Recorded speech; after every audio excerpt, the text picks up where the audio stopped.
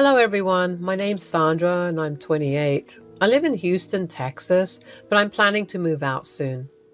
I was in a terrible marriage for a year and a half, but I managed to come out of it thanks to my father and the police. It was all my fault. I got myself into this.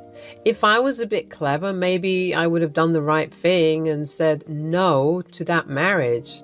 I was always this very shy and aloof girl. Didn't quite like hanging out with people. I always stayed in front of my computer, and having unlimited internet availability, I was completely engrossed in the virtual world.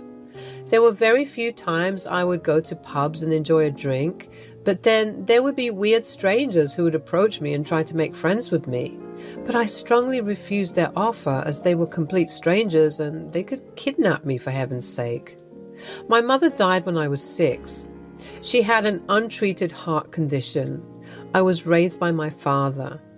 He worked as a Marine since the age of 23. He would often leave us for long journeys through adventurous waters and explore new things. I missed him a lot during those times. He would send letters to my mother and even try to call her whenever there was an opportunity. When my mom died, he came back. He saw me crying like crazy beside the casket.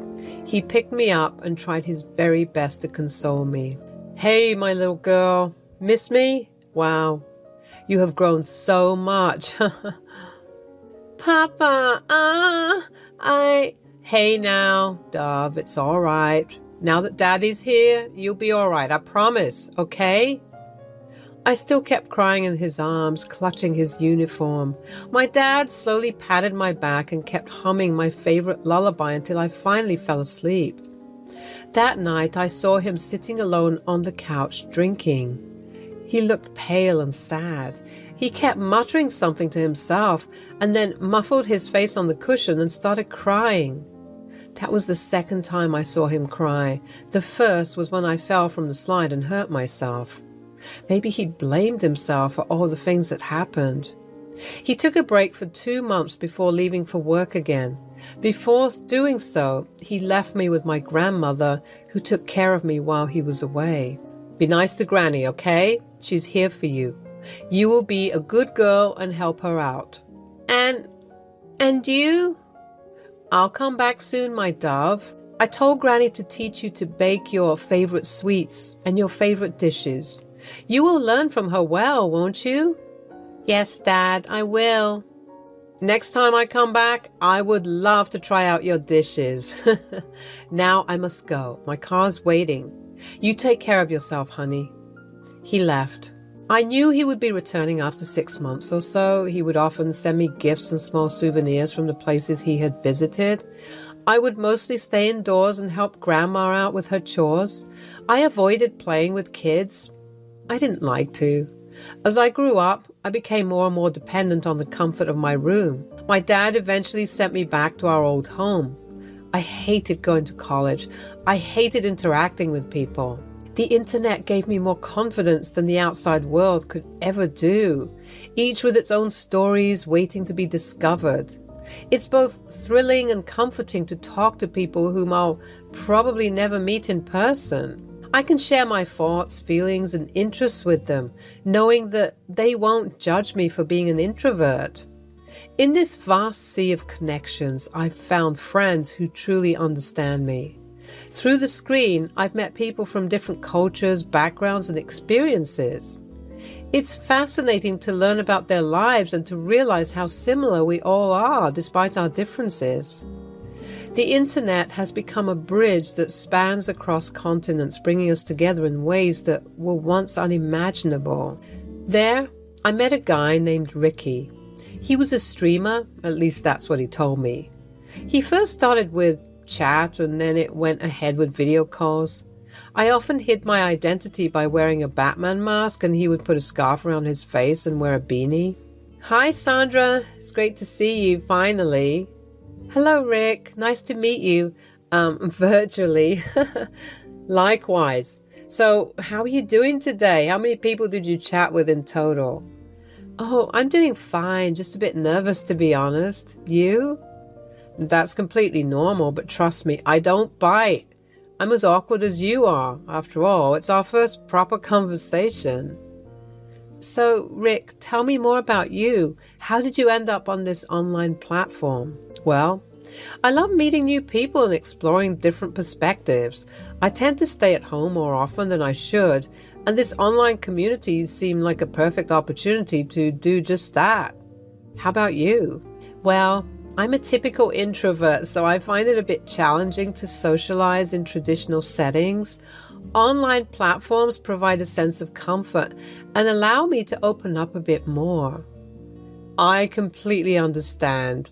Virtual connections can be surprisingly meaningful. I'm glad we crossed paths. We chatted for a while, finding common interests and sharing stories about their lives. I began to feel more at ease as the conversation flowed naturally. You know, I never expected to feel this comfortable talking to someone online. Thank you for making it easy. It really helps. The feeling's mutual, Sandra. You're a great conversationalist, and I'm glad we connected. If you ever want to chat again, just let me know. I'm mostly online playing Mario. Oh, forgot to ask, do you game? I'd love that, Rick. By the way, no, I mostly blog and scroll through Reddit. There are some awesome kinds of stuff you can find there. I feel like I get to learn from other people's stories than from real-life examples.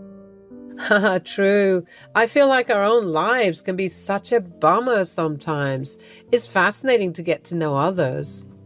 Like, look at me. I trust my online friends more than the ones who exist in my life.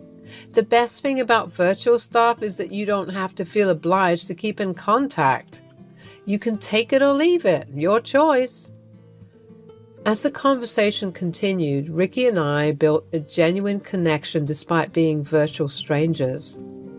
Our shared understanding and open-mindedness create a sense of friendship that transcends the screen. I'm not sure where this journey will lead me, but one thing is certain: my online experiences have shaped who I am. As I continue to navigate through life, I know that the lessons I've learned from my digital haven will always be a part of me. My father, on the other hand, is a very careful person. If he finds out that I'm making friends who I haven't even seen, he would get super pissed.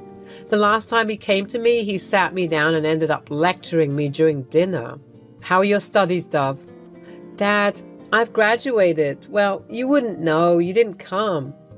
Oh, Sandra, bad, you know. I was extremely busy, and I was sorry then and sorry now. I even emailed you saying I would be there for your birthday. Tomorrow is my pumpkin's birthday. Stop calling me names. I'm no longer 6, you know. Well, to me, you will always be my little Dove. Anyways, what have you planned for the future? Are you thinking of working? I don't know. What do you mean, I don't know? What are your friends doing currently? I do not have any friends. What? Look, dear, I haven't shifted you to your mom's house so that you can stay home and not socialize with the world. There are so many things you're missing out on. So many people you won't be able to meet if you don't step out, honey. That's the problem, Dad. I don't know how to. But I'll try. I mean, I do make friends, but they are online. Online? Sandra, that's the worst platform to make friends. Oh, Jesus. Okay, well, fine. How about we go out today? A little bit of shopping, just you and me. I haven't been out at all recently. I don't know if I can or... Absolutely you can, Sandra. You have to try. This is not a healthy way of living. I understand ever since Marissa died, you have become... Why are you bringing Mom into this? What are you trying to suggest? I am not suggesting anything, honey. I'm just saying that there are ways to move on from grievances. As much as we both love your mom, we must learn to move on. I don't know why, but I got very angry. I slammed the table and stood up. I didn't even want to finish my food. I took my plates towards the sink. Sandra, do not give your father that attitude, please. I was trying to help you. Why don't you understand? You don't know anything about me, so don't even try to. I was so angry. I went online to find Rick. In the beginning, Ricky seemed like a nice person, understanding and willing to listen. I appreciated having someone to talk to, especially about the frustration that had been building up within me. Being an introvert, I always found comfort and solace in the familiarity of my home and the company of my computer screen. While others ventured out into the world, I preferred the safety of my virtual haven where I could be myself without the pressure of face-to-face interactions. My father had been pushing me more often lately, ever since I told him that I spend most of my life online. I knew this would happen. He wouldn't understand. He believed that staying confined within the walls of my room would hinder my growth and personal development. He wanted me to experience life outside my comfort zone, and that thought terrified me. I would vent my frustrations to Ricky, hoping he would understand my predicament. Hey, Sandra, do you want to meet up? I mean, we both are introverts, so we can meet up someplace that is quiet with not many people. I know a place like that. I don't know. I feel like it's really sudden. I need time to think. I just wanted to tell you whatever was going on. All right, no worries. I can wait. Whenever you feel like it, you can always drop by. Here, take my address. You're always welcome. Why are you being so nice to me? I'm a stranger, am I not? Because I like you. Like me? Are you serious? Yes. I know it sounds strange from my mouth, but I want to get to know you. And if you ever feel the same, you know where to meet me. It was a big deal for me stepping outside the world. My heart pounded with both excitement and nerves as I stood outside Rick's home, finally ready to meet the person I had been talking to online for the past month. He surprisingly lived very close to me, like a 20-minute drive or so. I took a deep breath, gathering my courage before knocking on the weathered wooden door. It creaked open, revealing Rick with a warm smile that instantly eased my apprehension. He was quite a charming young man. His home might not have been what one would call complimenting at first glance, but there was something endearing about it. It exuded a sense of authenticity and the lived-in charm that made it feel welcoming. As I stepped inside, I couldn't help but notice the small details that revealed a lot about Ricky's character. The bookshelves filled with well-loved classics, the stack of board games, his computer setup, etc. Welcome to my humble abode. Your gracious presence was much needed, my fair master. Some game language I probably won't understand, but thank you. This is quite a cozy place. Do you live alone? Nope, my fair princess. I live with my mom. She lives downstairs. I have the top floor all to myself. Come, I'll show you around. We spent the day talking, laughing, and discovering even more about each other. Meeting in person added depth to our connection, and I felt a newfound appreciation for the person behind the screen. Rick was just as kind and genuine as I had imagined, and his quirky sense of humor only made me like him more. As the sun dipped below the horizon, Rick suggested we take a stroll outside, and I agreed without hesitation. As we wandered along the nearby park, the conversation flowed effortlessly, and my initial nervousness transformed into a feeling of comfort and ease. Being with him in person felt like an extension of our online chats, but with an added layer of intimacy that only face-to-face interactions could bring. Wait, are you telling me you didn't celebrate your birthday? Yeah, I didn't feel like it. Plus, my dad was really mean. I didn't know how to face him after the argument we had. Oh, I'm so sorry that it happened. I'm sure he'll come around. He's your father after all. I made a mistake. I trusted him too much. I felt like his words were honey, but I didn't realize that I was just like one of his games. When we started to date, he became an overly possessive and jealous boyfriend. He would always make me talk to him on the phone or online.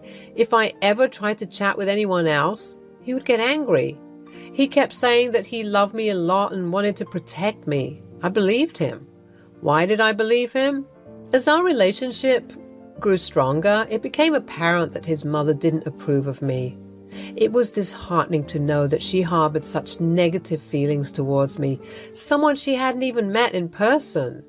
Her disapproval weighed on me, and I couldn't help but wonder why she couldn't see the love and care we had for each other. Rick's close relationship with his mother was evident, and he often referred to himself as a mama's boy. While I respected the bond they shared, it also created a sense of distance between us. I understood that family was essential to him, but I couldn't help feeling like an outsider trying to navigate the complexities of his mother's disapproval. The strangest thing ever, though, was that his mother low-key wanted us to marry off. She knew I had no one in the world and my father doesn't stay with me. She probably thought I would be a great servant to her needs. Not every parent is perfect. Look at your dad, for instance. At least my mother cares about me. Please, Rick, you know when you talk like that, it really hurts. Then, you know I'm the only one for you right now. Your dad doesn't love you. I do. So stop complaining so much about my life and try to compromise. We had a secret marriage. Ricky didn't allow me to invite my father, saying that he would never approve of this wedding. He successfully brainwashed me into thinking that my dad doesn't love me.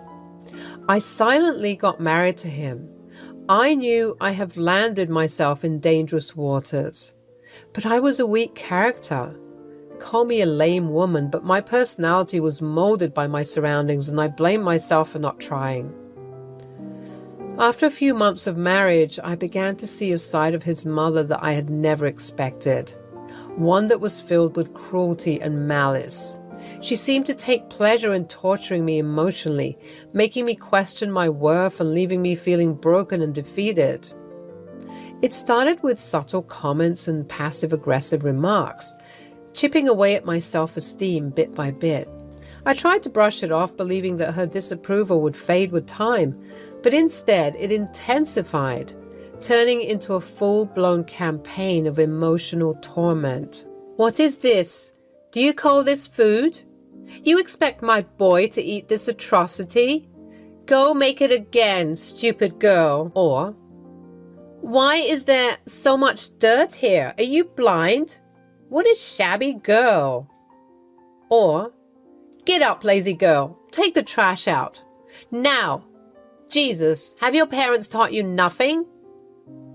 Her words cut like a knife, leaving scars that ran deep within my soul. She would question my every decision, belittle my achievements, and manipulate situations to make me feel unworthy of Ricky's love. And my amazing husband would be in his room either listening to a song or playing video games. It felt like I was trapped in a never-ending nightmare, and no matter how hard I tried, I couldn't escape her grasp. I was pent up with internal rage inside me. My own stupidity and weakness added up to that rage. How can I be so weak? I missed my dad. I was regretting fighting with him. I shouted at him and told him to leave me alone. With a heavy heart, he left a few days after my birthday.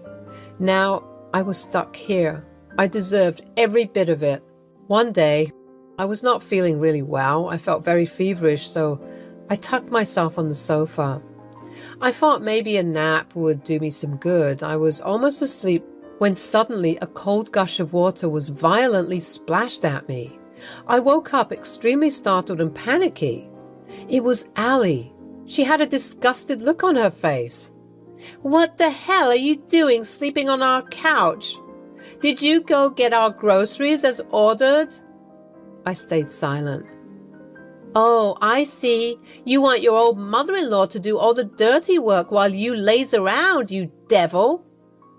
She slapped my face and started calling out Ricky's name. I couldn't take it anymore. I lashed out. I am not doing anything for you or your useless son. I've had enough of your bullshit. Go find someone else to bother. I can't and I won't. I didn't get a single respect from this family, and I don't care anymore. I was about to leave when something blunt fell on the back of my head. I blacked out. When I woke up, I saw myself in a semi-dark room. There was a small bulb lit at the center of the room. My head was hurting. I tried to get up on my feet, but I wobbled and fell down again. It was hurting everywhere. Where was I? I could hear muffled sounds from somewhere. It grew louder as it approached me. I tried to crawl toward the sound and found a metal door with a small window. I took its support to get up on my feet. It latched open and I saw Ricky grinning at me. "Oh, is my wife scared of the dark?" "What is this, Ricky? Please, get me out of here. This is not funny." "Shut up. This is exactly what you get for raising your voice at my mother. Now, I will make sure you never see the day ever again." Please, Ricky. I'm sorry. I'll do anything. I promise I won't complain. Please let me out. I beg you. "Not so soon, Buttercup. If you behave, I might think of releasing you. For now, this would be your little cave. It's not like you like going out anyways, and besides, who do you have? Your mom is dead. Your dad doesn't love you. You're nothing but a forgotten soul. My house gave you a chance to start over, but you wasted it." "I'll make up for it. I really didn't mean to, Ricky. Please let me out. I don't like being in the dark." "Oh, Daddy's little girl, aren't you? How about you scream his name? He would magically appear somehow and rescue his little princess." Ha ha ha ha. He shut the window and went away. As I sat in the cold, dark basement, fear and anger coursed through my veins. How did things escalate to this point? All I had done was refuse to follow my mother-in-law's unreasonable orders, and now I was paying the price for standing up for myself. As I reached my pockets, I felt my phone. It was broken and shattered. I lost all hope. But wait, there was a faint blinking of the screen. I could still call my dad. The screen was really faded, but I knew my dad's number by heart. With trembling hands, tears streaming down my face, I dialed his number. My voice shook as I told him what had happened, hoping against hope that he could somehow save me from this nightmare. 2 days later, when I was half dead and despair threatened to consume me entirely, I heard a car pull up outside the house. My heart pounded in my chest as I strained to hear the sound of the footsteps coming down the stairs. When the door swung open, revealing my father standing tall and unwavering, a mix of relief and disbelief washed over me. I couldn't believe he had dropped everything and rushed to my aid. He brought a few cops along with him. Rick and Allie were immediately arrested. They were trying their best to lie, but were in vain. "You have no idea what you both have waiting at court, you psychopaths. What have you done to my little girl?" "Sir, we are truly sorry. We meant no harm. I was thinking of releasing her today, I swear." "And who are you to decide the punishment for my daughter? You look like something out of a sewer, pathetic little scumbag." "Okay, come on, Sandra. Let's go." As my dad escorted me out of that dark basement, I felt a newfound sense of courage and determination. The ordeal was far from easy, but it had shown me that I could face challenges head-on with the unwavering support of my Marine dad by my side. From that day forward, I vowed to stand up for myself and never let anyone take away my voice. I just hope Ricky and his mom rot in jail. I'm planning to move to New Orleans with my dad. Texas was not safe for me anymore. And yeah, I will make sure not to ever rely on online strangers anymore. Lesson learned.